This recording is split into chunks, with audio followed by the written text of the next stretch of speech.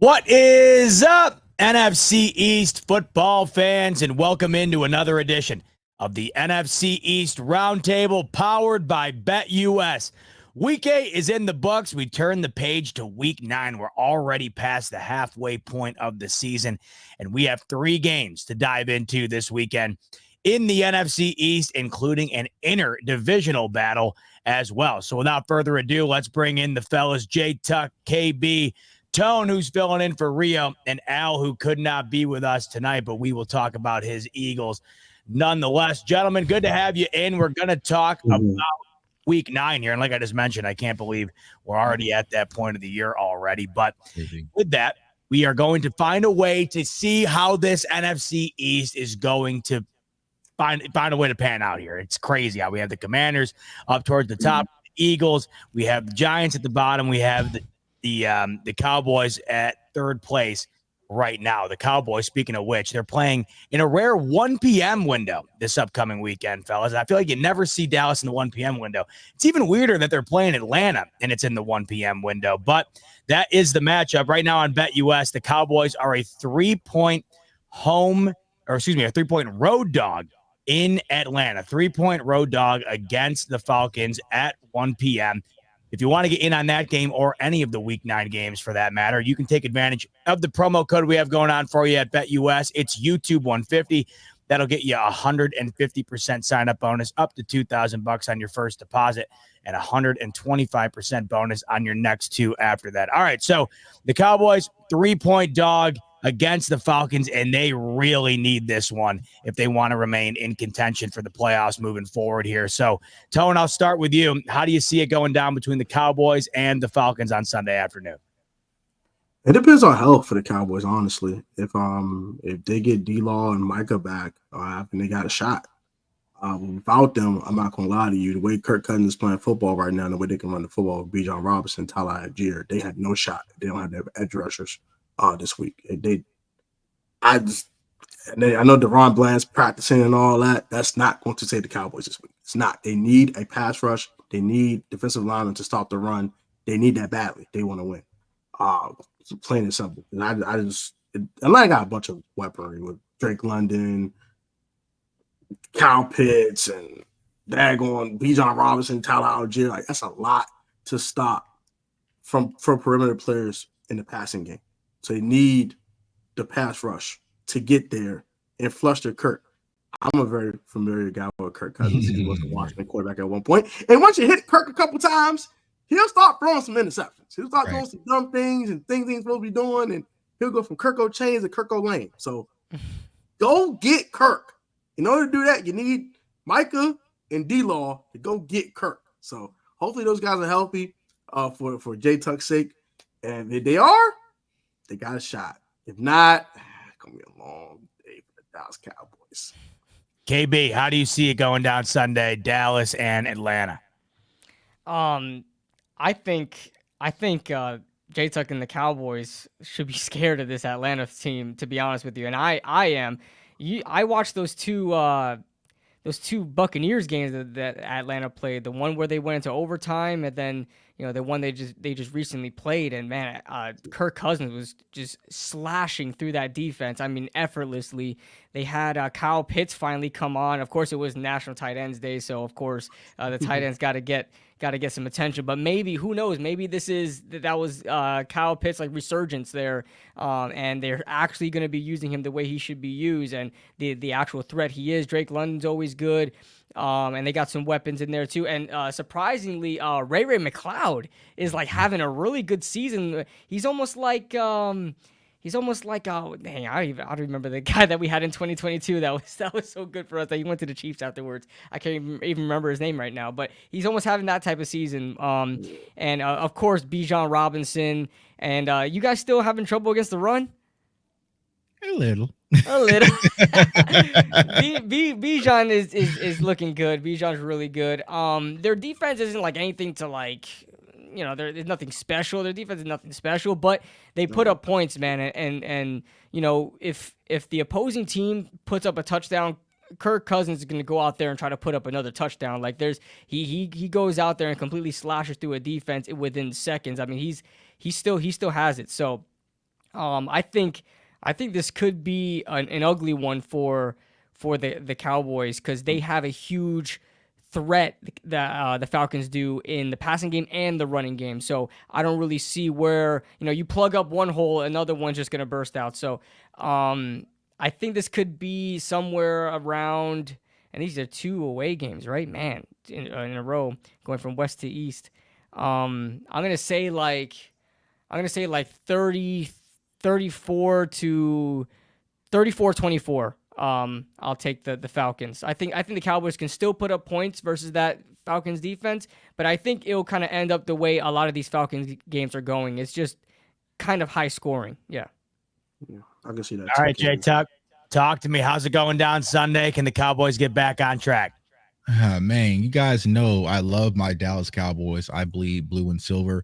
But there's one thing I love more than my Dallas Cowboys, and that is free money. So anytime BetUS is giving you free money, Lock you on the have Falcons. to take it. -3, y'all. Let's be honest, right?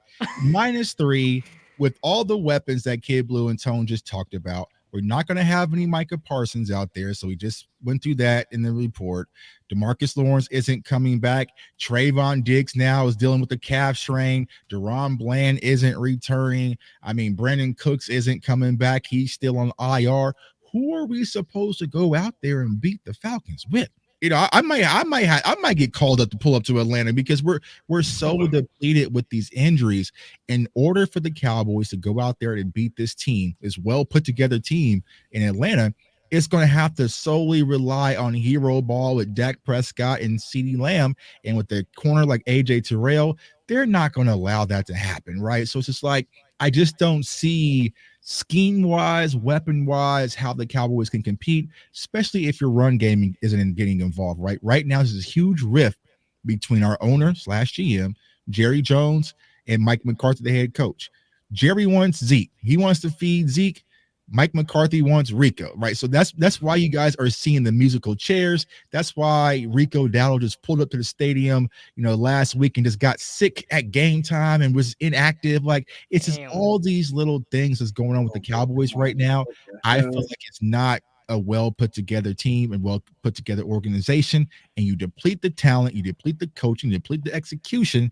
It's going to be a tough win. And just like Z-Bot said, it's at noon game. I'm not sure if y'all familiar, but the Cowboys don't show up at. Y'all remember that Saints game where I almost had to grab that bag from Kid Blue? That was noon. A few years ago versus the Denver Broncos when we got bombed out of our stadium. That the Cowboys don't play those early morning slots. This is not what we do. We're a prime time type team organization. There's a lot of red flags when it comes to this team game on Sunday. So yeah, take the free money on BetUS. Use the promo code YouTube150. Christmas is coming up, y'all. -1-3 on the Falcons.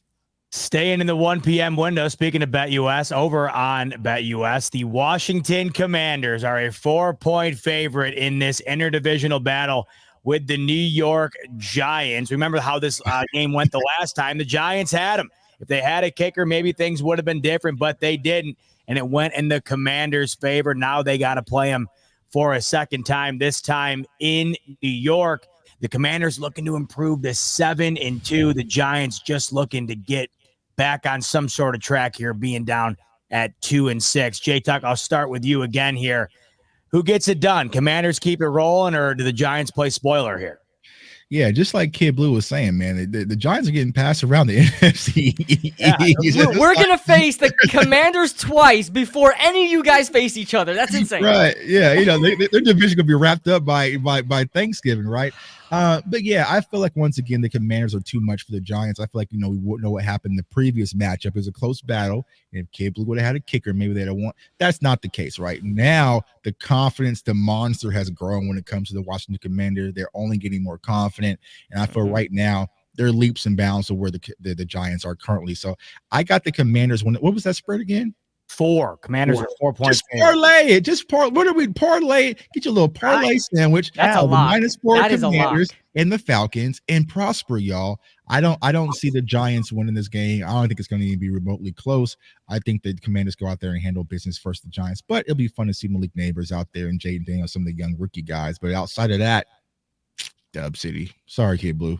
Yeah, I can't lie. He don't care. He's 1 week closer to Shador, man. Beat us by 40.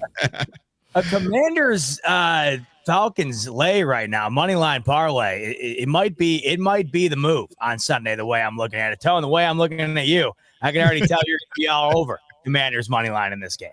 Hey man, I ain't gonna lie to y'all. That week 2 game was a fluke. This about to be over at halftime.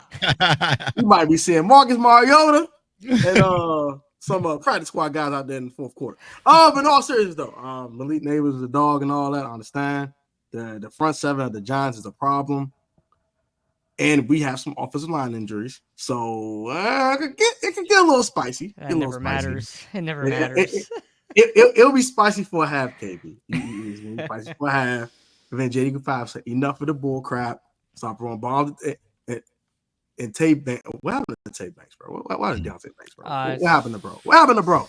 What happened to bro? Bro was week 11 last year, screaming at the Commanders and da da da da da. You should have drafted me and I'm him and da da da. What happened to bro? That is the epitome of what happens when you lose confidence. It's the epitome of what happens. It happens to players, happens to teams, and also vice versa.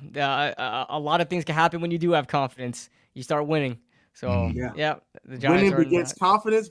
Confidence begets winning. And my guy Louis T's voice, shout out to Louis T. But this game not gonna be close. I'm sorry. It's gonna be close for a half. JD5 and Terry McLaurin and B Rob and them boys will say enough. The defense will say enough. So we had enough of I don't know if Tyrone Tracy's playing as they trying to accelerate his concussion protocol. I think, I don't know why. I don't know why he's trying to they just destroy this man's brain to mush. I don't know why he's trying to do it to that man. But I'm gonna need y'all to chill out. All right, stop what y'all doing. Okay. Are you saying you're scared of Tyrone Tracy? Is that what you're saying? He has. No, I'm not.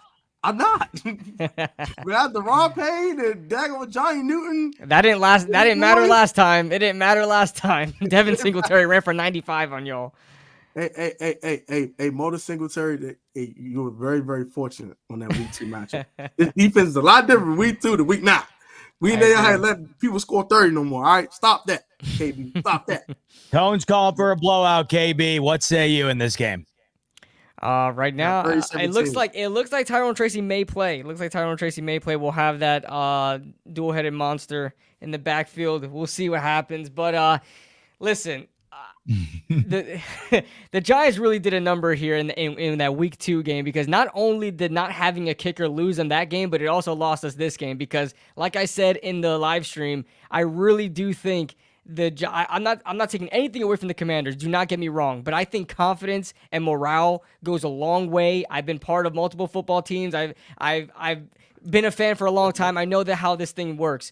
You start to get some sort of glimpse of hope, some sort of ounce of confidence, and if you react the right way to it, as the Commanders have, and that team has, and that culture has, it'll take you a long way. The Giants not having a kicker in that game, and the way they lost the game, really helped the Commanders, and I think it's that momentum is going to continue into this game. I think the Commanders are going to run away with this one, in all honesty. I know Giants fans watching this right now probably don't want to hear that coming out of my mouth, but as realistic as I can be, the Giants are just not in a position to win a football game right now, except if it were to come against the Carolina Panthers, which we will play them in the next week in Germany. So we'll see how that one goes. That is the toilet bowl for real. But, without Andrew Thomas, we don't even know who. We're going to have some random 49ers practice squad guy probably still start at left tackle. We don't know what's going on. Evan Neal's not. Apparently Evan Neal, our former 7th overall pick, isn't playable. So at left tackle, who knows why?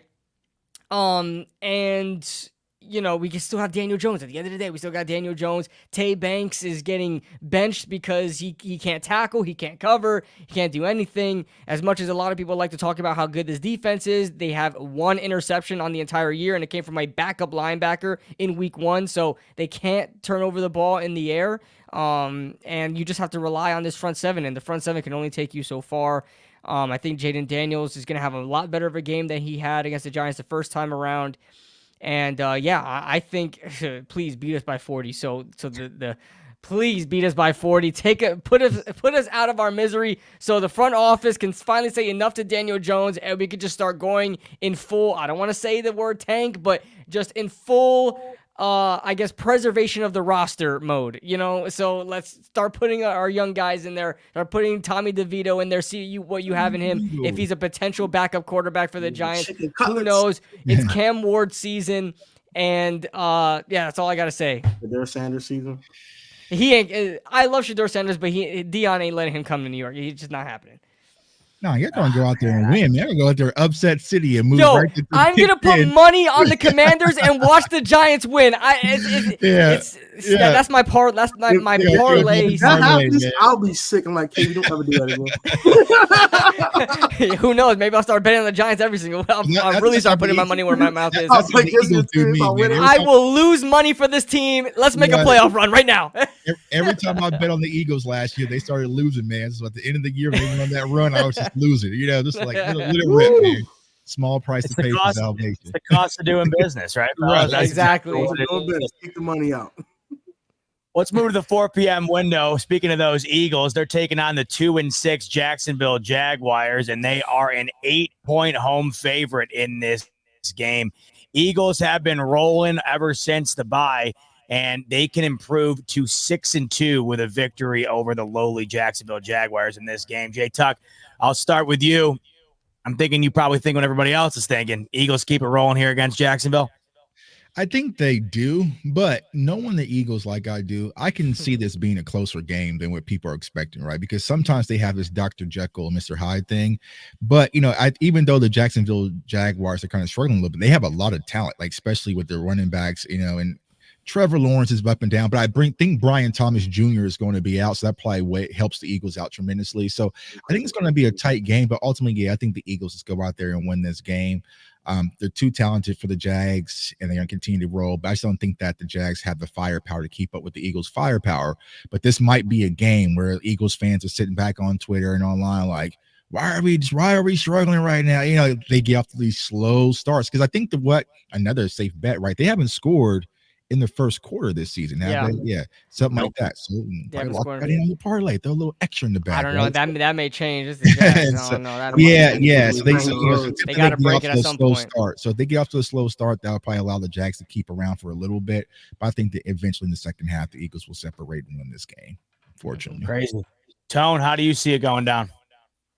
It's about to get ugly. It's going to get so ugly that the Jacksonville Jaguars can start trading players the next day. It's going to get disgusting. It's about to get really bad for the Jags. No Christian Kirk, he's out for the year. No Brian Thomas Jr. They're down to Parker Washington catching passes. Like, they have no shot. I'm sorry, they had no shot. I don't give. They get the ball to Travis Etienne 40 times. They have no shot to win this game. None. They're going to get their doors blown off, and this might be the game that Doug Pearson gets fired. This might get bad. I see Eagles 40, bro. I don't see the Jazz cracking 17. This is going to get bad. This is going to get bad. Eagles fans enjoy the blowout. We might see the backup quarterback in the fourth quarter. You might see the backup receivers. You might see Jahan Dotson catch a pass. KB, how you feeling? I got so many shots at the Eagles if I can. I'm sorry. Especially like the Jaguars are a tough team. Like, they're scrappy. They're much more scrappier than the Giants because they don't have the Giants defense, but they can put up points when they need to and stay in games later on in this later on in the game. But as Tone mentioned, they're going to be without Christian Kirk. They're going to be without Brian Thomas Jr., who is looking like a real star, as a rookie. And there's only so much you can do with ETN and Tank Bigsby. Obviously, one of them are going to be on the field at the same time. So, it's not like you're really going to get the benefit of both of them on the field. And the Eagles are, they got their boost from the Giants. You know what I'm saying? Right. They demolished the Giants. They go out there and demolish the Bengals, and the Jaguars are next on the menu. So, I hate to see it. I hate to see Eagles being happy, the Eagles fans being happy, but I think this is going to be another blowout win, and it's going to put the Eagles right back on track. I would have loved if Brian Thomas and Christian Kirk were healthy in this game, because the Jaguars can make it competitive, and if the Eagles continue to, continue to put the ball in harm's way like Jalen Hurts has been doing, not as recently, but and then continue not to score points early on in the game, this could have been a closer game than anticipated. The Packers fans last week were scared that it would be Upset. an upset game, a kind of a trap game, and the Jaguars almost made it that. The Jaguars were leading in this game for quite a bit, and then the Packers wound up pulling it away. I would have loved if probably the same thing happened against the Eagles, but I see the Eagles pulling this out like 30-10, 34-10 or something like that. I got 40-17 Eagles. They're gonna put a 40 burger on them. Damn. Everybody thinks the blowout is, well, not Jay Tuck. He thinks there could be a little bit of a letdown here for the Eagles, but could be a scrap. We'll see what happens. Could be a dominant weekend for Philadelphia against a Jags team who struggled all year long. We're looking forward to seeing how all of these games pan out in week 9. And we're looking forward to joining you again next week to recap how they all went down. In order to be notified about that episode and all upcoming episodes, hit the like button and subscribe button on the way out if you'd be so kind. And while you're on the way out the door as well, promo code is YouTube150 over on BetUS. That'll get you 150% sign up bonus up to $2,000 on your first deposit and 125% bonus on your next 2 deposits after that. For Jay Tuck, KB, and Tone, I'm your host, Z-Bot. Thanks so much for tuning in to the NFC East Roundtable, and we'll see you on the next one.